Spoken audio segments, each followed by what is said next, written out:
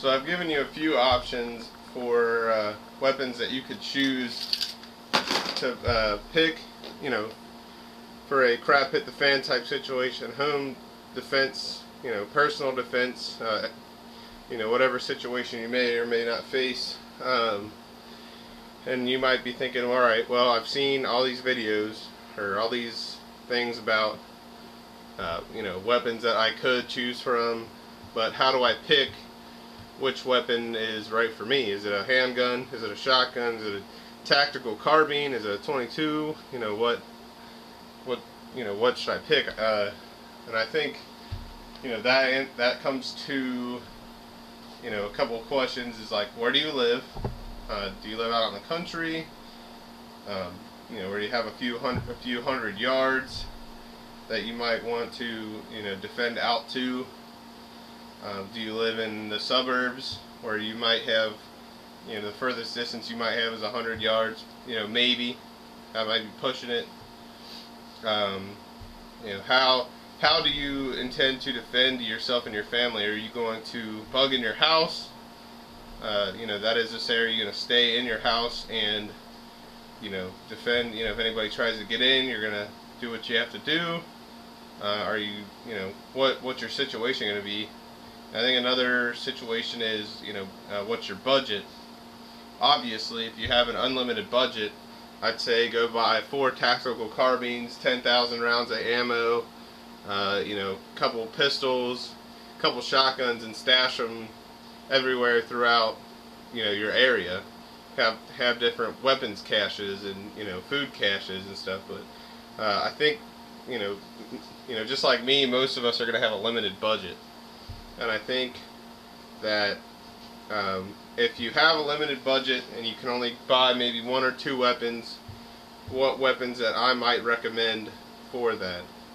And I have to say that I would probably recommend, you know, if you can only get 1 weapon,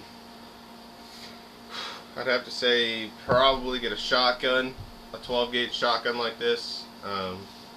If you can afford one with a box-fed magazine, kind of like the AR magazine, I would do that. If you can't, maybe you can't get a long gun, get a maybe you want to get a handgun. I would say, you know, this Glock 17 is a good choice. It holds a lot of rounds. Like I said before, firepower is your best friend. And maybe I'll go through. I'll talk. Shotgun would probably be good if you were shooting birdshot. It would probably be good up to say 20 yards. So, you know, and if you're shooting a slug, I would say to accurately shoot a slug, maybe 50 to 75 yards. I know there's some slug guns out there that can shoot 100, 200 yards, 1-inch groups, whatever. If you guys just got something basic like this Remington 870, I would say your range is going to be, you know, 0 to 25 yards with some birdshot to be effective, or some buckshot, that is. And if you got a slug, you know, obviously 50 yards. So the shotgun would be a good choice if you were going to maybe stay in your house, close quarter type self-defense of your, you know, your property and stuff like that. Another option for that would be the handgun. Most handguns are effective out to about 50 yards. So, you know, obviously in your house, your handgun might be a better choice, because the shorter your weapon profile is, the better you can turn corners and search your house and engage the targets you need to engage. Granted, the shotgun has a wider pattern. It's also longer. So, just some things you have to consider. A tactical carbine, like this AR style. Most AR style rifles, the 5.56, are good from say 0 to 800 yards that are effective. Accurately, I think 600 yards is about it, depending on the weight of your bullet. Obviously, the heavier the better. If you got a 77 grain bullet, you can go out to accurately out to 600, 700 yards. If you got a 55 grain bullet, you're probably more restricted to 500 yards and less. So, but it's definitely also a good option for close quarter combat and inside your house. Some people might be like, well, what are you talking about? That's a really powerful gun to be shooting in your house, and wouldn't it go through your walls and kill your neighbors? Recently, in an FBI study I read online, they actually preferred to have a high-powered rifle, such as an AR type platform, as a close combat weapon versus a pistol chambered carbine, such as a MP5 or something like that. They find that the high speed effects of the rifle round, like the 5.56, are actually safer inside of a building than a pistol round.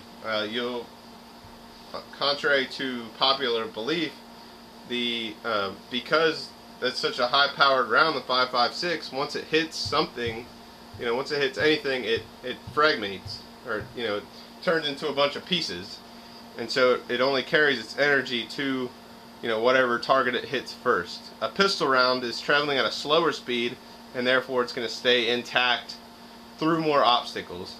So they found that 9mm and 45s were actually staying together and going outside of a house, or any kind of, they were going outside the close combat area.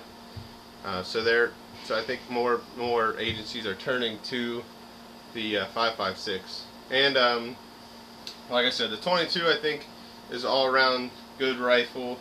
Like I said, it's probably good out to 100 yards as far as stopping power goes, but I think that it can be just as deadly as any of these other weapons in the right hands.